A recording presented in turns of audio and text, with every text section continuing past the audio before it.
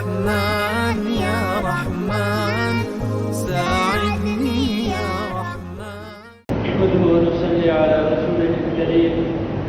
أما بعد، أحسن الكلام كلام الله، وأحسن الهدي هدي محمد صلى الله عليه وسلم. قال رسول الله صلى الله عليه وسلم: النكاح من سنتي ومن رغب عن سنتي فليس مني. حضرات محترم، ہمارے معاشرے میں بہت سی ایسی چیزیں ہیں جن کے بارے میں ہمیں علم تو ہے لیکن ہمارا عمل نہیں ہے، جس کے بارے میں ہمیں یہ بھی پتہ ہے کہ نبی کریم صلی اللہ علیہ وسلم نے اس کے بارے میں کیا حکم دیا ہے، کیا آپ نے اس کی ہماری رہنمائی فرمائی ہے، لیکن ہمارا یہ طرز عمل ہے کہ ہم اس کو ماننے کے لیے تیار نہیں. ہم اپنی منمانی کرتے ہیں کہ جیسے ہمارا دل کرے گا ہم وہی کریں گے. لیکن یہ بات بھی بتا دوں کہ جہاں اللہ اور اس کے رسول صلی اللہ علیہ وسلم کا حکم آ جائے وہ ہمیں اپنی منمانی نہیں کرتے. ہمارا کوئی بھی کام ہو، جس طرح کا بھی ہو، اس میں رسول اللہ صلی اللہ علیہ وسلم نے ہماری رہنمائی فرمائی. تو کچھ چند باتیں میں آپ کے سامنے عرض کرنے لگا ہوں. امید ہے کہ انشاءاللہ تعالیٰ آپ توجہ سے سماعت فرمائیں گے اور انشاءاللہ اس پر عمل بھی کریں گے. ہمارے درمیان بہت سے ایسے لوگ ہوتے ہیں کہ جو یہ کہتے ہیں کہ میں کبھی شادی نہیں کروں گا. وہ الفاظ کیوں استعمال کرتے ہیں کچھ پتہ نہیں. ہاں، اگر ان سے خوش کیا جائے تو یہ کہتے ہیں کہ زندگی بھر کی پابندیاں ہیں، زندگی بھر کی ٹینشنیں ہیں، بہت ہی مشکلات ہیں، اپنا انسان خرچہ نہیں اٹھا سکتا تو اپنے گھر والوں کا یا جو ہماری بیوی ہوگی اس کا خرچہ کون اٹھائے گا. تو اگر اللہ تعالیٰ فرماتے ہیں کہ جب میں انسان کو اس دنیا میں بھیجتا ہوں تو اس کا رزق میں ساتھ لکھ کے بھیجتا ہوں کہ اس نے کیا کھانا ہے، کہاں سے کھانا ہے، کتنی دیر کھانا ہے. تو اگر جو بات آئے گی تو انشاءاللہ تعالیٰ وہ اپنا رزق ساتھ لے کر آئے گی. اس کے بارے میں اور بہت سے لوگ ایسے کرتے ہیں کہ لوگوں کو اگر کوئی چھوٹا لڑکا ہے یا اپنی شادی کی عمر کو پہنچ گیا ہے تو وہ جان بوجھ کر کی شادی نہیں کرتے. وہ کس وجہ سے نہیں کرتے؟ وہ اس لیے نہیں کرتے کہ پہلے بچہ اچھے طریقے سے سیٹل ہو جائے، اپنے پیروں پر کھڑا ہو جائے، اچھے طریقے سے خود کمانے لگ جائے، کما کے ہمیں لا کر دے، ہمیں پتہ لگے کہ بچہ صحیح طرح کما رہا ہے، پھر ہم اس کی شادی کریں گے.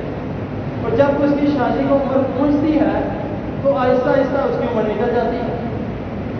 وہ اس طرح کہ ہم دیکھتے ہیں کہ بچہ اچھی طرح پہلے اس کو پڑھاتے ہیں، امریکہ بھیج رہے ہیں، کبھی آسٹریلیا بھیج رہے ہیں، کبھی کہاں اس کو پڑھا رہے ہیں کہ بالکل اس کا دھیان اس کی پڑھائی کی طرف رکھنا، کہیں اور اس کا دھیان نہیں جانے دیں.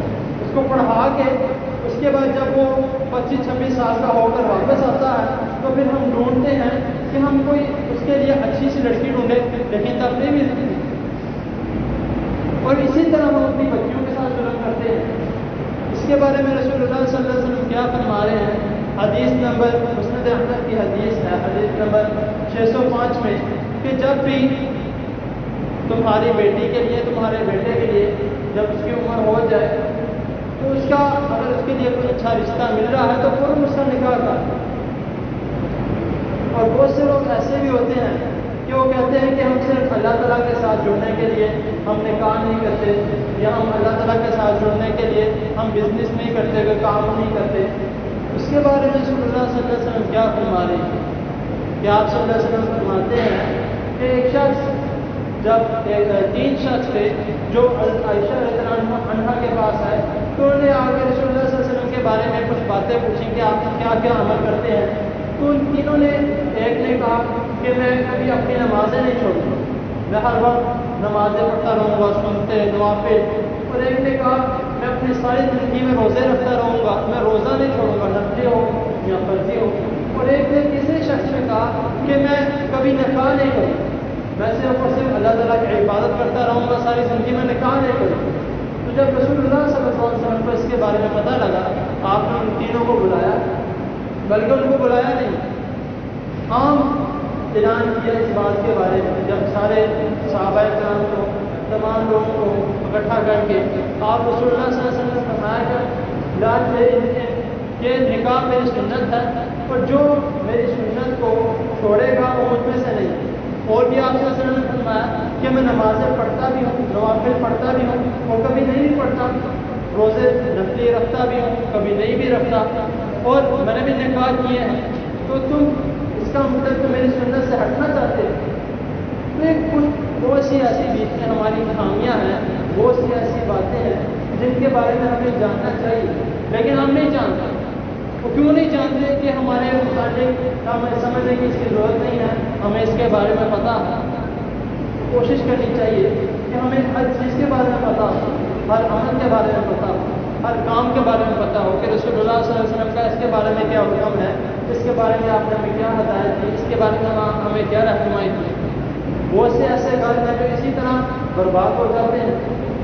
بہت سے ایسے جو ہمارے معاشرے میں ایسے لوگ ہیں جن کی عمر ہو جائے پھر جا کے ان کے نکاح ہو جائے. ان کو کوشش کرنی چاہیے کہ رسول اللہ صلی اللہ علیہ وسلم کی اگر ہم سنت پہ عمل کریں گے تو ہم ہدایت پہ ہیں، ہم کامیاب ہیں. اگر ہم نہیں کرتے تو ظاہر سی بات ہے ہم پریشانیوں میں رہیں گے، مشکلات میں رہیں گے، ہمارے میں ٹینشن رہیں گے. تو اللہ تعالیٰ کے ہم کو دعا ہے، اللہ تعالیٰ ہمیں صحیح دین کو سمجھنے کی، اس پر عمل